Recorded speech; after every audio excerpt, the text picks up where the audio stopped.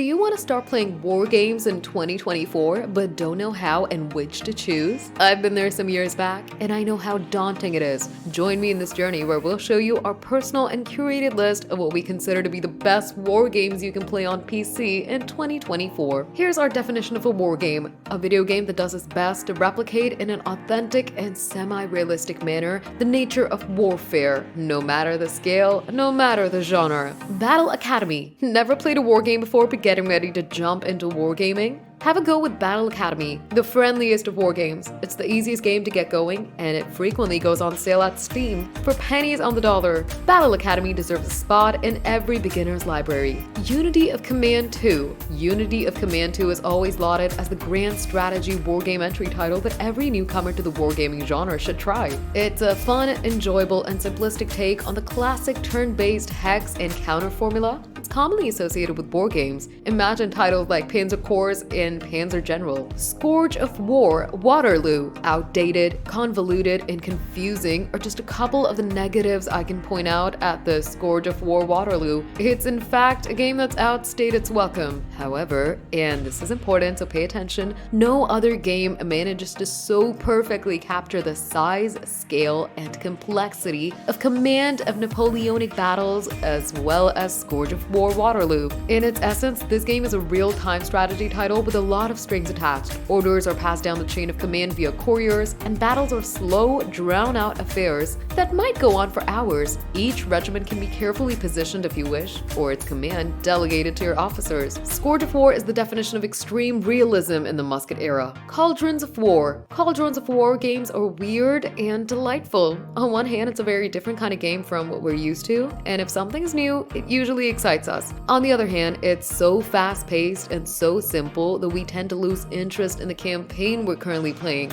And every time I boot the game, I start a new one. Second Front. Second Front is a deceivingly traditional war game, slapped with some digital lipstick and disguised as something new. It's a World War II turn hex-based 3D tactical game at the squad level, meaning that every unit you control is either a squad, a vehicle, a gun, a tank, or officers. The combatants have a go at each other in turns, but not quite as you would expect it. You see, every turn is comprised of 4 distinct moments: an explicit movement and fire, a reaction fire phase, an advance phase that lets you move on one more hex, and a recovery melee phase when routed units have a chance to regain their composure and engage in melees. Second Front is a game that excels in the amount of detail it packs into every single unit and almost every single engagement. The Great War, Western Front. It stands out as one of the best RTS games of World War I, offering a unique and engaging experience in 2024. It's a convenient yet captivating option, ideal for a quick gaming session before returning to other activities. Completing a single campaign demands approximately 20 hours, more if you opt to engage in every battle. Positioned on the Western Front, the game naturally transforms most battles into challenging, meat-grinding slogs. Grand Tactician, The Civil War, 1861 to 1865. Don't be fooled by the naysayers that shout how inferior Grand Tactician, The Civil War is inferior to its tactical counterparts like Scourge of War, Gettysburg, and Sid Meier's. Name one other game that allows you to take control of either side in a grand campaign